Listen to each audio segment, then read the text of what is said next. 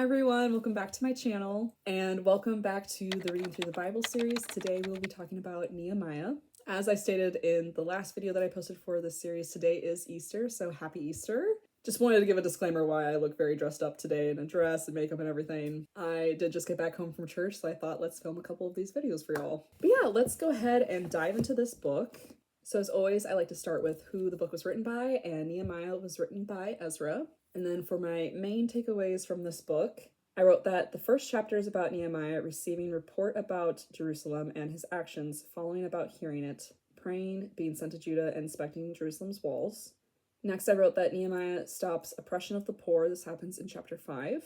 People conspiring against Nehemiah in chapter 6. People gathering to hear Ezra reading the law in chapter 8.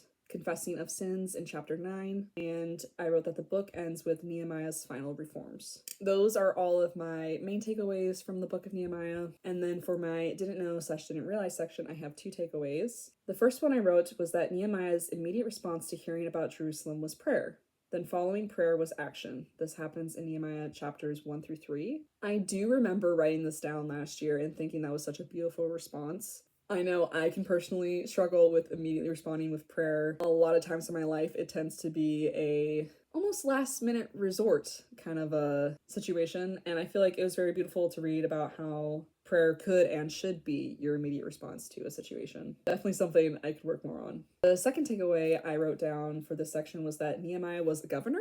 This happens in Nehemiah 8 verse 9. Yeah, I'm not sure that this is anything super important to Nehemiah's story, but I don't think I know much about Nehemiah, and just reading verse 9, it says, "And Nehemiah, who was the governor, and Ezra the priest and scribe, and the Levites who taught the people, said to all the people, 'This day is holy to the Lord your God. Do not mourn or weep.' For all the people wept as they heard the words of the law." And it's kind of a very specific note to write down, but I just didn't know that he was a governor, and that was something that I learned reading it through this time around. And then for my favorite verse from this book, I have 2 written down, so I'm going to read them real quick and decide between the 2. I think we can go with the second one that I've written down, which is Nehemiah 12, verse 43. And it says, "And they offered great sacrifices that day and rejoiced, for God had made them rejoice with great joy. The women and children also rejoiced, and the joy of Jerusalem was heard far away."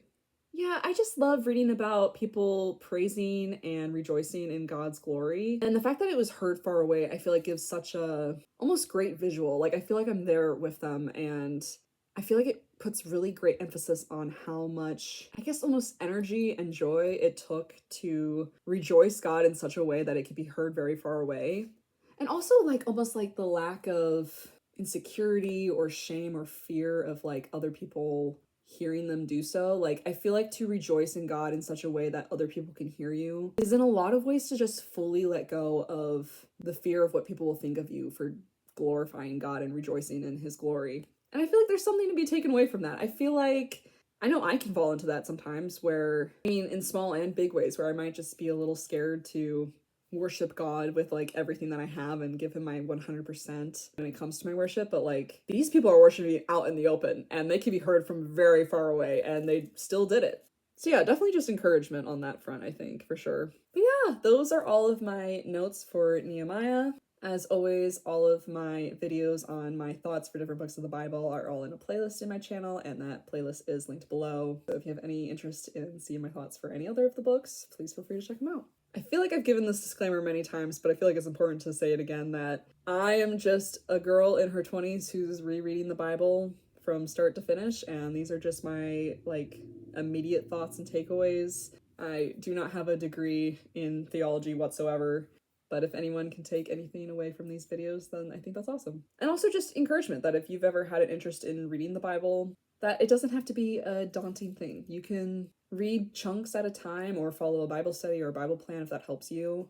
And even if the takeaways you're taking away from the Bible at first seem not that deep or kind of silly, I feel like a lot of the ones that I share with y'all are really not that deep and maybe a little bit silly. I feel like just the act of getting into the word and trying to read it for your own understanding. And I think if that means making connections that make sense to you so that you'll remember it later on, I feel like that's really important.